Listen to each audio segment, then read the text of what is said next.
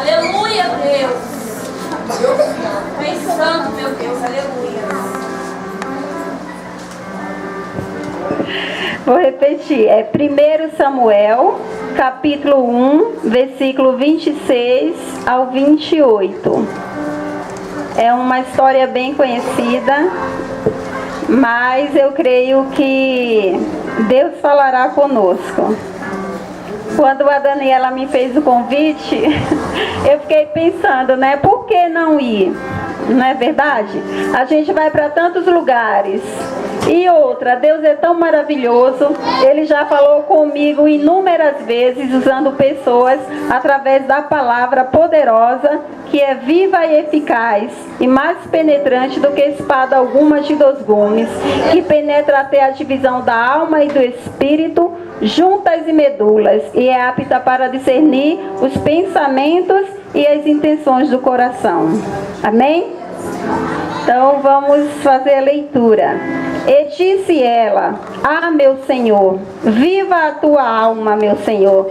Eu sou aquela mulher que aqui esteve contigo para orar ao Senhor. Por este menino orava eu, e o Senhor me concedeu a minha petição que eu lhe tinha pedido. Pelo que também ao Senhor eu o entreguei por todos os dias que viver. Pois ao Senhor foi pedido, e ele adorou ali ao Senhor. Então, eu fiz algumas anotações aqui na minha folhinha. Enquanto eu estava lendo a história de Ana, no capítulo 1, até o versículo 28, eu fiz algumas anotações e pude perceber que Ana era uma mulher angustiada, amargurada, aflita, atribulada. Esses adjetivos que Ana sentiu, né, amargura, angústia, aflição e tribulação, são bem parecidos, né? Parecem sinônimos. E ela também era uma mulher desgostosa e triste. Se eu perguntar se tem alguém angustiado, amargurado, aflito, atribulado, desgostoso e triste, muita gente vai levantar a mão. Mas o importante é que ela não continuou assim, desse jeito. A história começou triste, mas teve um final feliz. E eu quero dizer para você nesta noite, se você está vivendo hoje uma história triste, as irmãs já louvaram aqui o hino e Deus já falou conosco, vai ter virada. O que é isso? Vai haver mudança. Mas depende de cada uma de nós e depende também do nosso posicionamento para com Deus. Ana também era uma mulher ocupada. Em alguns dos versículos do capítulo 1, ela fala para ele, na multidão dos meus cuidados, ela tinha muitos cuidados. Além de ela ter um desejo de ter o filho, que o Senhor havia cerrado a sua madre, ela não estava orando só por isso. Eu creio, porque aqui ela fala para ele que tinha muitos cuidados. E um dos cuidados que mais afligia a alma da Ana era por ela ser estéril. E ela não era estéril por opção. Eu vou evitar. Eu não quero. Meu marido, não. Foi o próprio Deus que lhe cerrou a madre. E quando Deus fecha, ninguém abre. E quando Deus abre, ninguém fecha. A gente vê Ana falando aqui, no versículo que ela fala que Deus levanta, no versículo 8 do capítulo 2. Deixa eu ver se é o 2. Capítulo 2, versículo 8. Olha o que ela diz. Aqui já é o cântico de vitória dela. Uma parte, né? Que Deus, Ele o Senhor é o que tira a vida e a dá.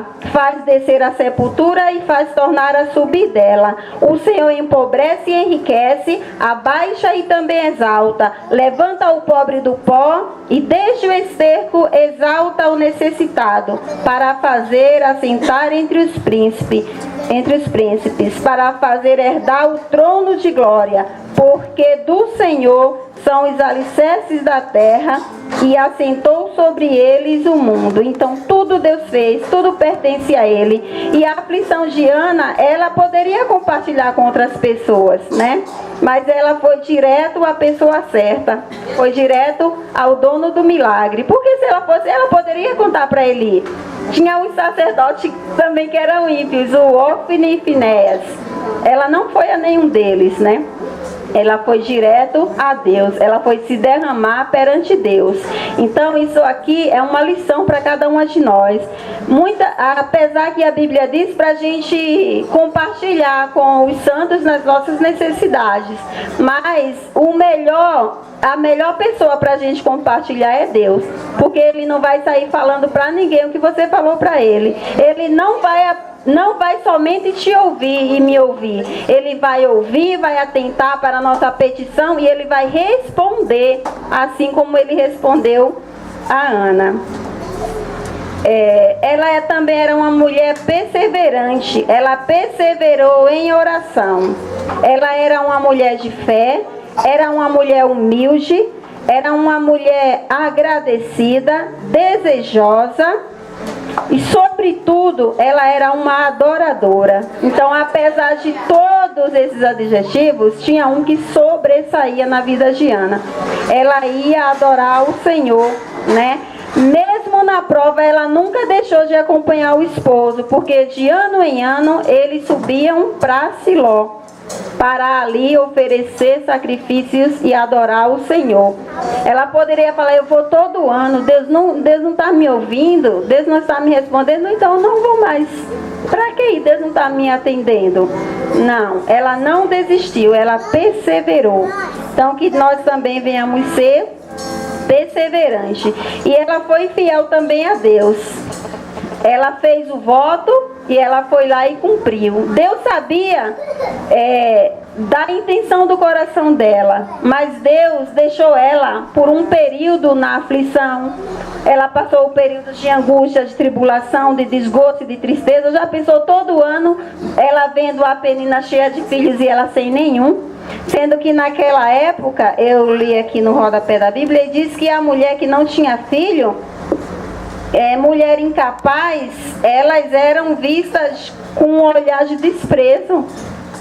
Elas eram vistas como uma fracassada, né? Ela não tinha a alegria de ser mãe. E esse era um desejo das mulheres antigamente.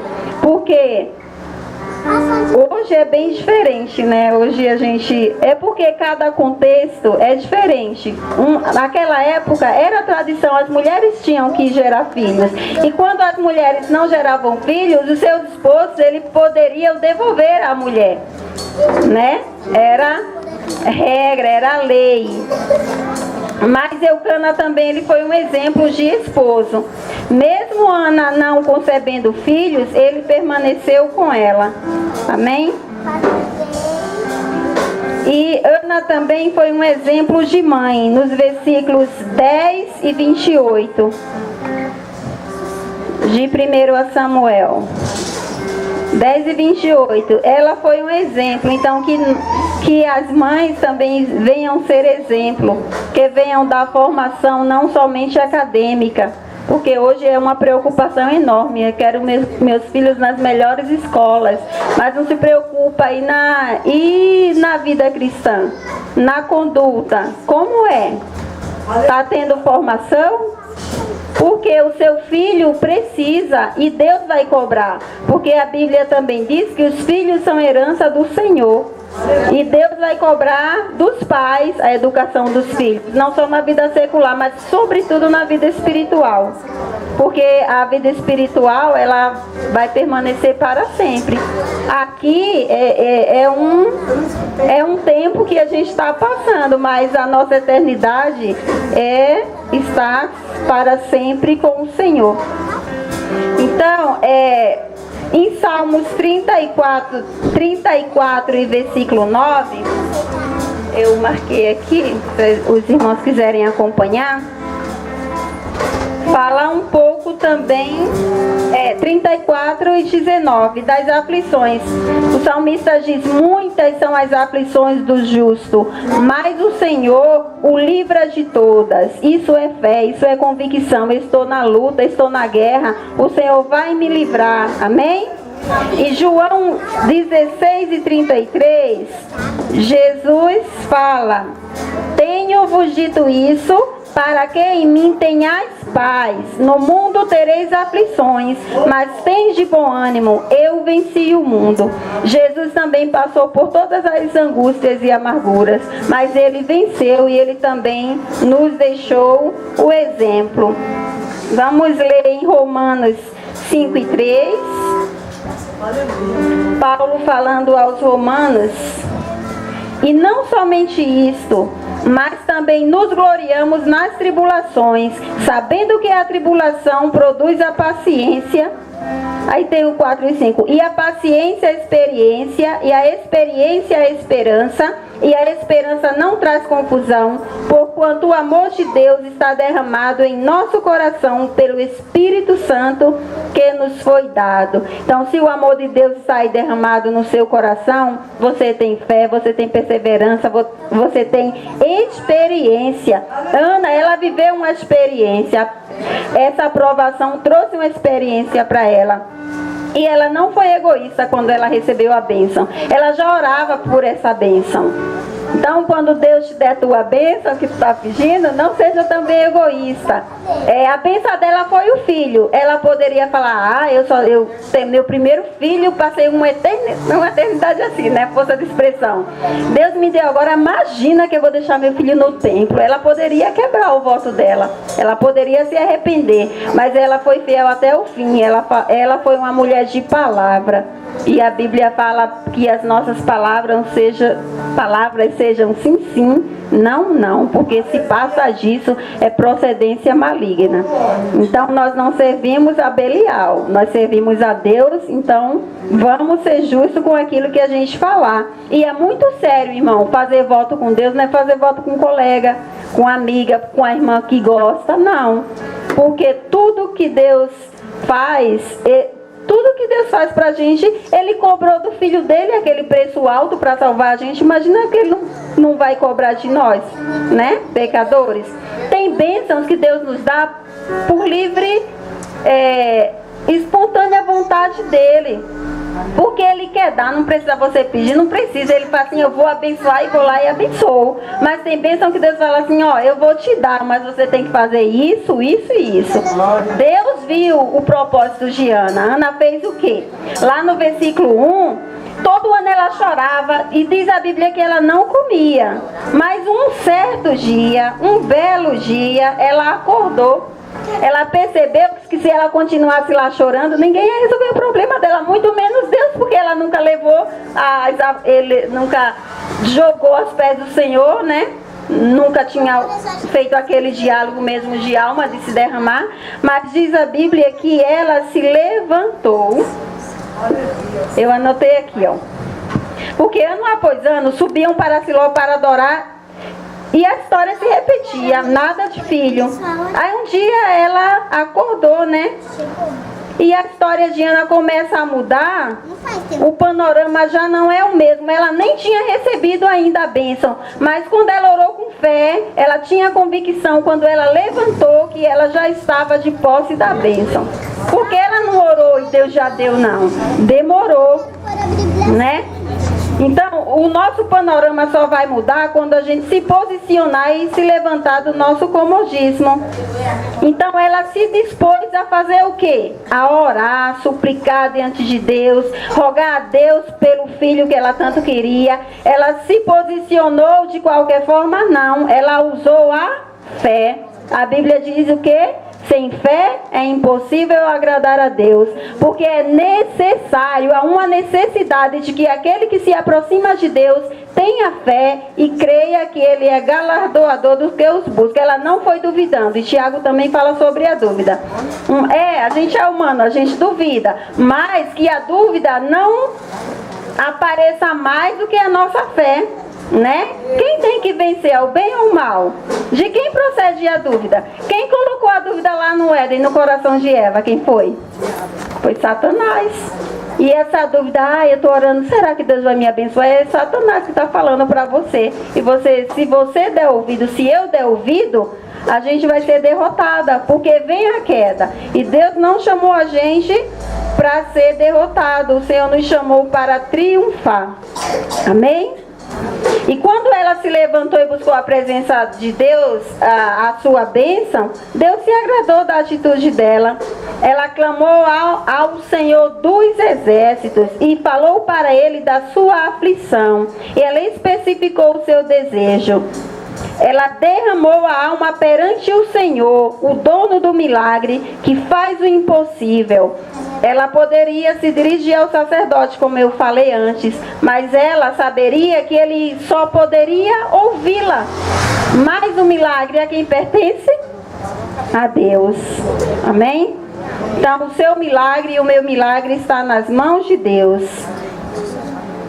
E ela foi ao lugar certo, ela foi ao templo, ela não ficou em casa. Muitas vezes a gente tem tempo de vir para a igreja. Eu não vi exortar ninguém, mas isso acontece comigo, eu creio que acontece com vocês. É verdade, a gente é terrível.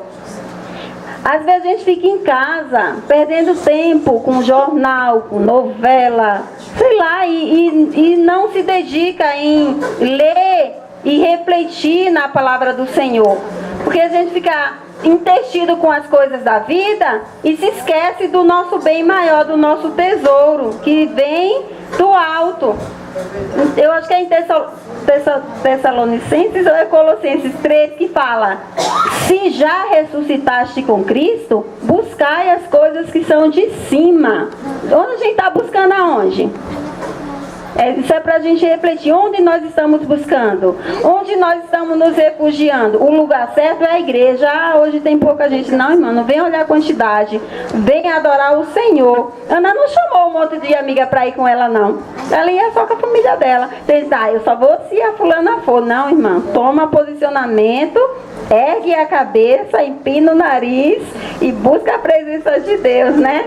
Porque a presença de Deus é gloriosa e na presença do Senhor a fartura de alegria. Eu creio que nessa oração que Ana fez, ela até se esqueceu do problema dela. Ela ficou tão feliz que ela se levantou, ela não comia, ó. Aqui diz assim. Vamos refletir um pouquinho mais na palavra do Senhor. Ana se levantou depois que comeram e beberam. E aí ela se derramou perante o Senhor, no versículo 10. Ela estava com amargura de alma. E o Senhor não despede ninguém vazio. Assim como ele respondeu a Ana, ele pode responder a cada uma de nós. Aí ela volta no versículo 11. No versículo 12 a gente vê que ela perseverou em orar perante o Senhor. E Eli ficou olhando o que estava acontecendo. Ele achou que ela estava embriagada.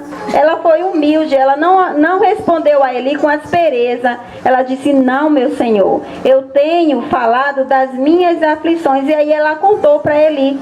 Ele deu uma resposta de paz para ela, né? Eli, apesar de tudo, ele teve uma boa palavra. No versículo 17 ele disse: então respondeu Eli e disse: vai em paz, e o Deus de Israel te conceda a tua petição que lhe pediste. E disse ela: ache a tua serva graça em teus olhos. Assim a mulher se foi em seu caminho e comeu, e o seu semblante já não era triste. E quantas vezes a gente dobra o joelho em nossa casa mesmo, na igreja, vem cheia de problema, aflito, amargurado, se levanta feliz da vida glorificando ao Senhor, né? Então, basta dobrar o joelho, é bem simples, não precisa ir muito longe. A Bíblia diz que os verdadeiros adoradores adorarão a Deus em espírito e em verdade.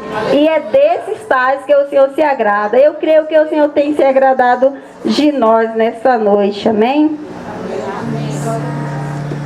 E levantaram-se de madrugada e adoraram perante o Senhor. Então o segredo é adorar. Você vai contar? Sim, mas você também vai adorar. Porque o Senhor é digno de honra, de glória e de louvor.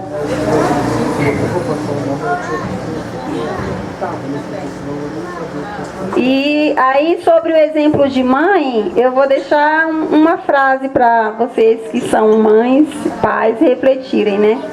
Aos cuidados de quem você tem deixado os seus filhos? Ana deixou o dela no templo.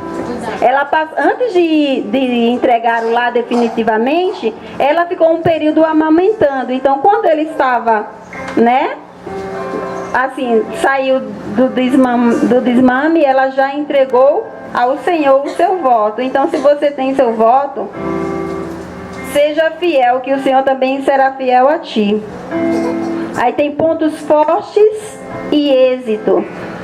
Ana foi mãe de Samuel, o maior juiz de Israel. Olha só, a bênção de Ana foi diferenciada. A Penina teve muitos, mas a Bíblia não fala de nenhum deles. Mas de Samuel, que ela buscou na presença do Senhor. E Samuel, ele mudou a história do povo. Ele foi um sacerdote, ele conduziu o povo a arrependimento, a buscar a presença do Senhor. Olha a magnitude disso tudo, né? Do propósito de Deus na vida de Ana. Ele foi o maior juiz de Israel.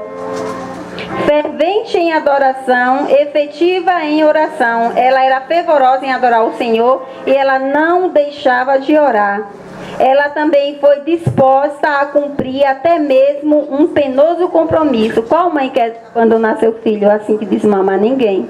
Mas ela fez o sacrifício e ela viu depois que valeu a pena. Eu creio que ela ficou muito orgulhosa, né? Fraquezas e erros, lições de vida. Deus ouve e responde às orações. Nossos filhos são presentes de Deus.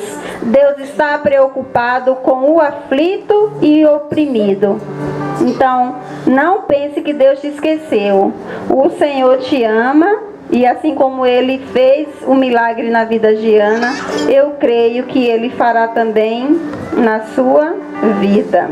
Amém. Eu posso ler 3 versículos ainda? Eu acho que eu li. Só um. Pode ser? Eu vou ler ainda Romanos 12 e 12. Aleluia. Glória a Deus.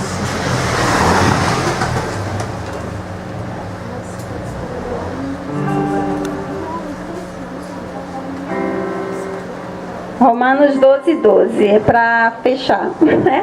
Para entregar. Alegrai-vos na esperança, sede pacientes na tribulação e perseverai na oração. E eu agradeço a oportunidade em nome de Jesus.